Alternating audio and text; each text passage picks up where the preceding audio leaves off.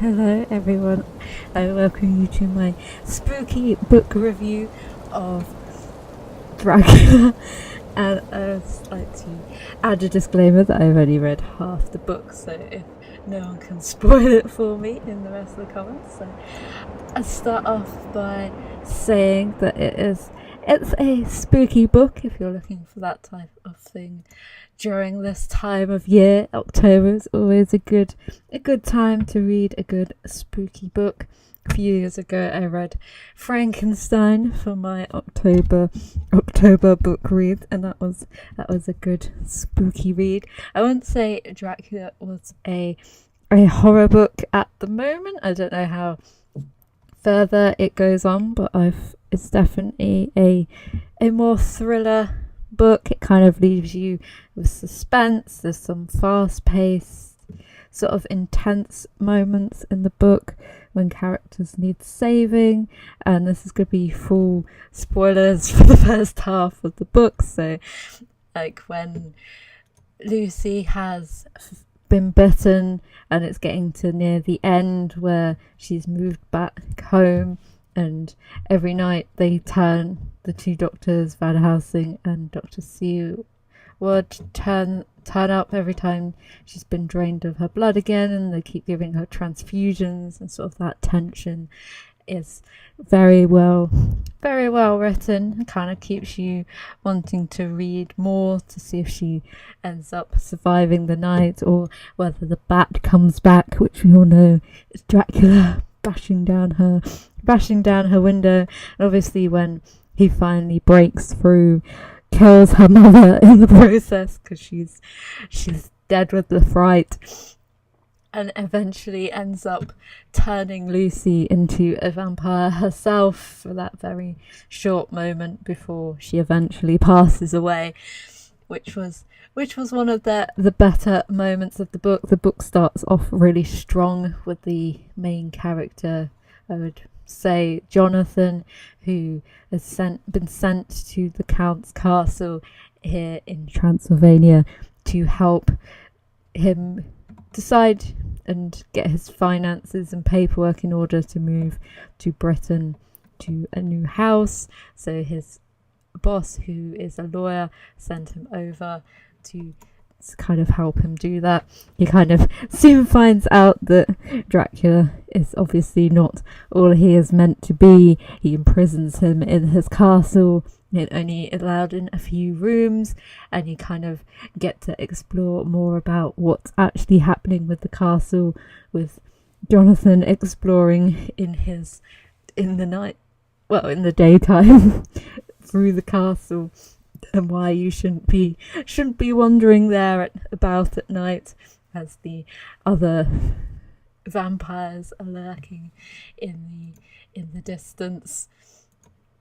And I think those two parts, and the part where they're on holiday in Whitby, where the storm comes in and you kind of try to work out whether it is Dracula who's come over. A boat comes and there's no one on it, and you're kind of wondering whether it is him.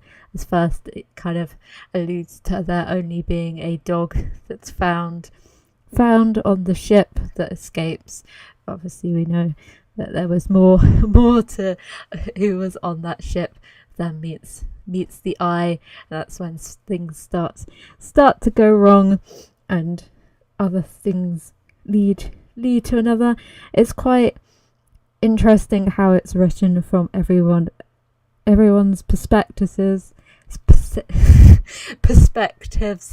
in the form of their diaries or letters and news articles, so you kind of get a sense of what the different characters feel at that moment in time, and kind of how that differs between one character to another, and sort of how if a character doesn't open the letters that they've been receiving, how that kind of impacts another character, especially between the two women. The two women aren't particularly written very well in this book, but it was written in the Victorian sort of era, so you kind of can give it some leeway to why it wasn't written very well, but the bits that involve the women, they do have a bit more of a main part than to play in it than they would do in other books. So it's nice to see that there is somewhat of a role for them in this book.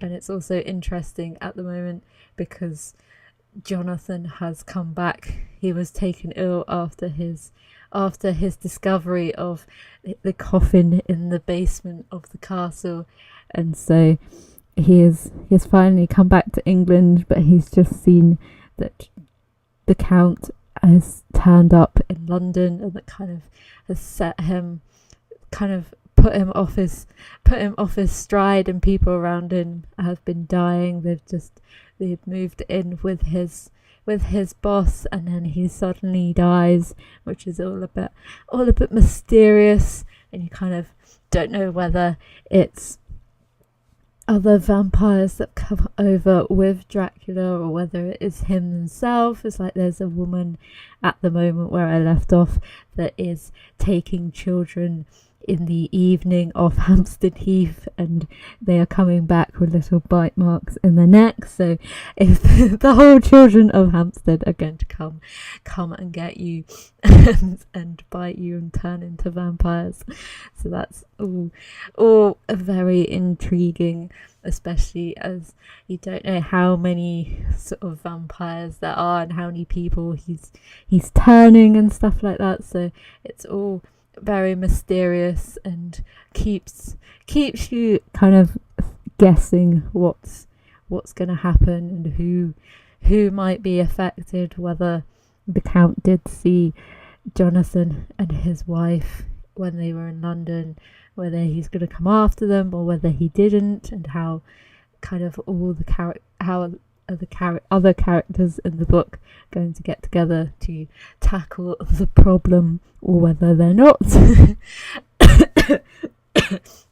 Sorry, I have a bit of a sore throat because it is getting winter. There's a few mysterious illnesses about. Whether this is the second coming of the vampires. And I kind of tried to base the layout of the house, well, the castle, in the description of how it is in the book. So we kind of got the library that has the table in the middle with the bits of papers and things. It's kind of one of the only rooms that Jonathan is actually allowed in, then where the Count kind of questions him about different things in England and sort of makes light of the fact that he can't really speak English when he can clearly speak it fluently. He's kind of just putting it on, and we've got the little table that's supposed to have the maps and stuff on it. So I kind of put a globe and some maps in a jar and everything. Everything's supposed to look quite dark and quite closed off. There's supposed to be like long winding corridors, and the whole layout of the castle spirals up, so you have to go round the entire building just to get up to another or down another floor. And this room is the one that Jonathan finds himself on his little adventure at night in the castle, where the big window to the southwest has the views of the moon shining through the window, and he takes his rest upon the seat and finds women standing above him in the early hours, and the Count having to come in and save him, and quote unquote save him from them. And we've got the old wooden writing desk where he thinks a woman might have sat beforehand, looking out onto the window with lots of chaise longues and a nice big picture of one of the women on the wall. And kind of the further up the castle you get, the more dilapidated, the more closed off it becomes, and the older the things are supposed to look. You used a lot of cobwebs, a lot of more of this tattered carpets, and tried to make it feel a bit more enclosed, a bit more isolated. Sort of these rooms are never never really ventured into, and a bit more creepy with dead plants about and old bookcases and torn curtains.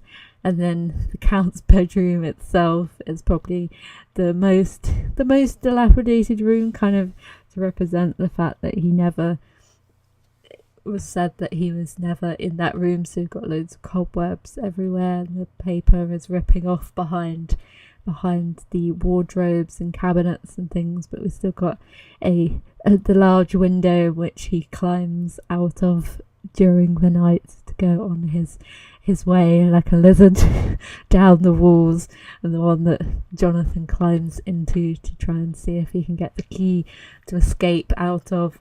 So this one is supposed to be the worst looking room in the build, because it's the furthest away from everything, but it does have one of the best views in the build.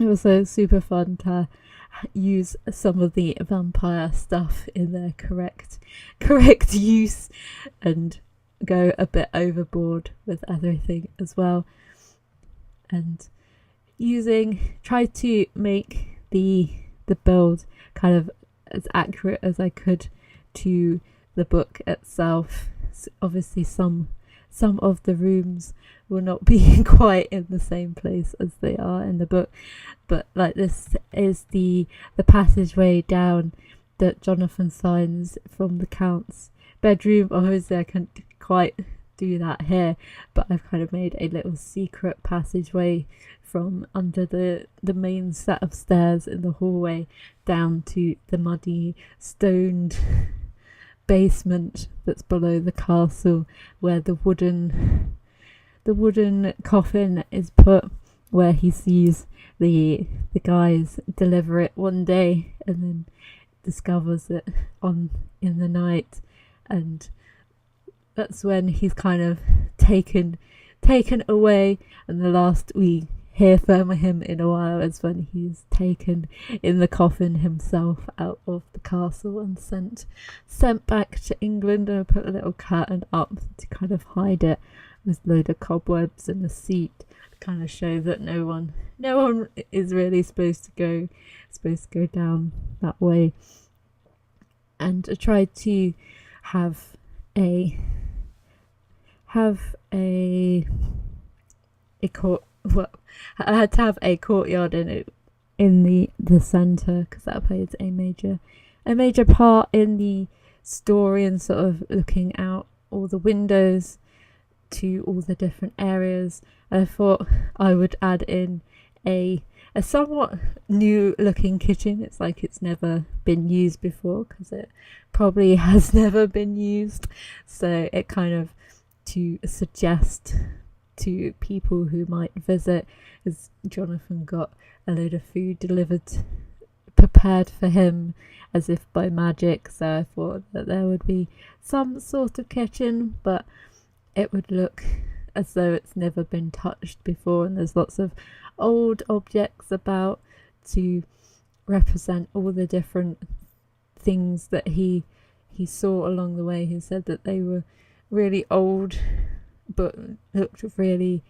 valuable, so they've kind of collected pieces over the many centuries that they've been alive, and sort of stored them in place. And also the kitchen is the furthest away from everything in the house, to kind of suggest that it's a room that would hardly ever be used as well.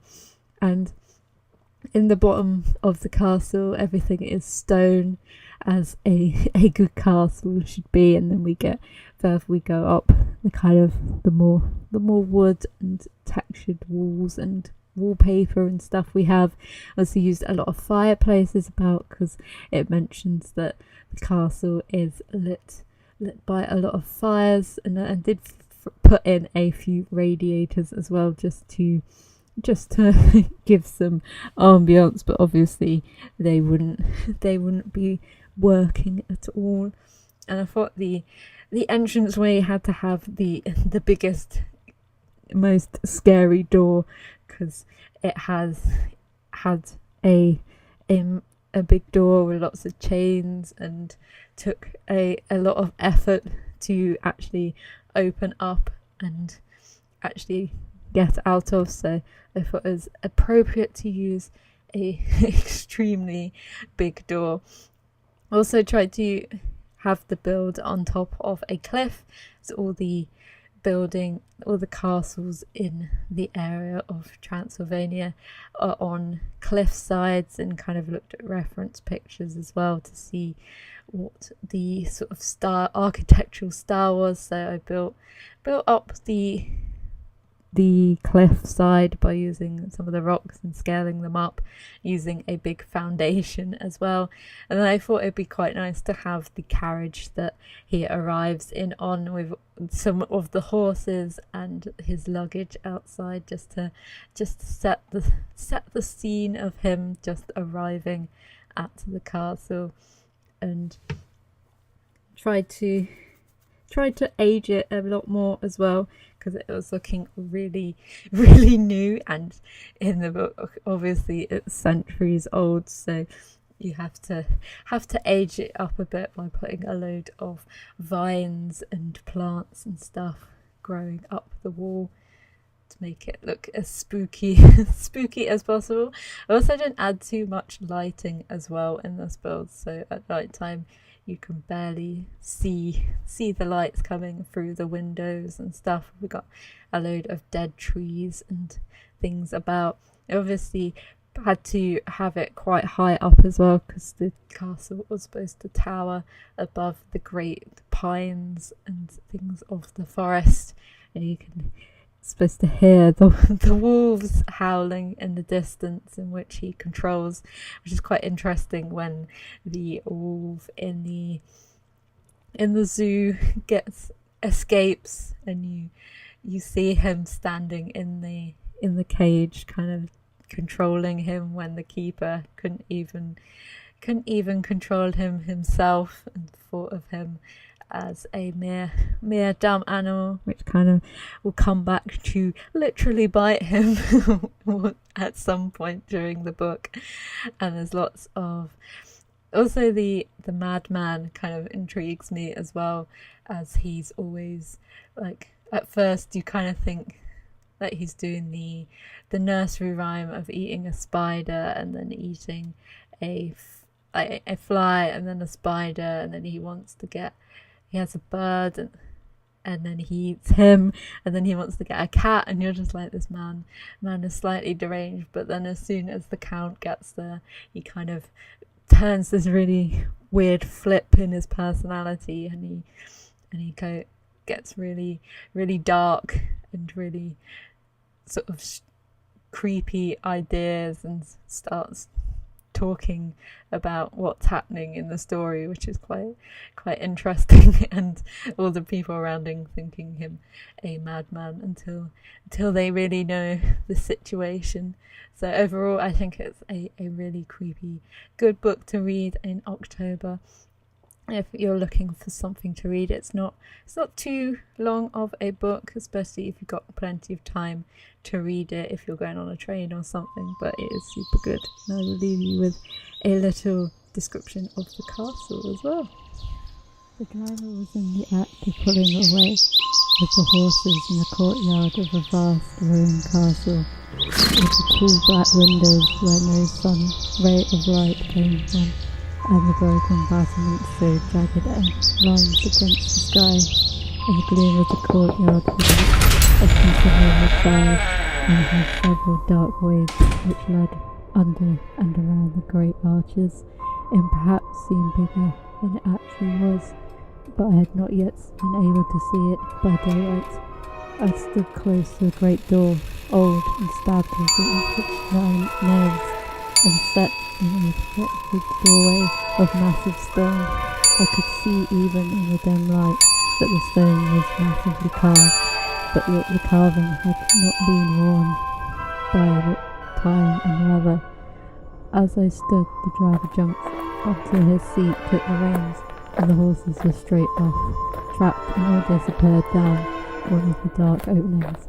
I stood in silence where I was, and so I did not know what to do, for the door had no bell or knocker were in sight.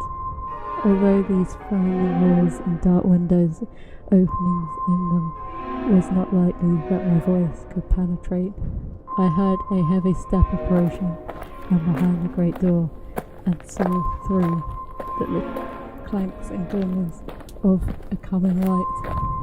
Then there were the sound of rattling chains, and the strokes of massive bolts drew back. A key was passed, and then gave up a great winding staircase and along another great passageway. On those stone floors our steps rang heavy. At the end of this they threw open a heavy door, and I rejoiced to see within the well-lit room, in which a table was spread for supper, and on those mighty and a great fire of logs, freshly replenished, flamed and flared. They put down my bags and opened a door across the room, and opened another door, which led to a small octagonal room lit by a single lamp, and seemingly without a window of any sort. Passing through this, he opened another door and motioned me to enter. It was a welcome sight, for here was a great bedroom, well lit and warm, with another log fire. I came down the stone stairs to the hall where I had entered originally. I found I could pull back the bolts easily enough and unhook the great chains, but the door was locked and the key was gone. I went on to make a further examination of various stairs and passageways and tried the doors that opened.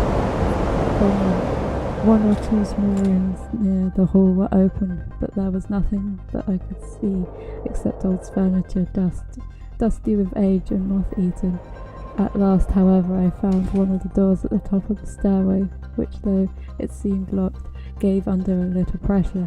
It was harder than I thought, and I found that it was not really locked at all, but some resistance came from the fact that it's been fallen somewhat, and the heavy door resisted on the floor.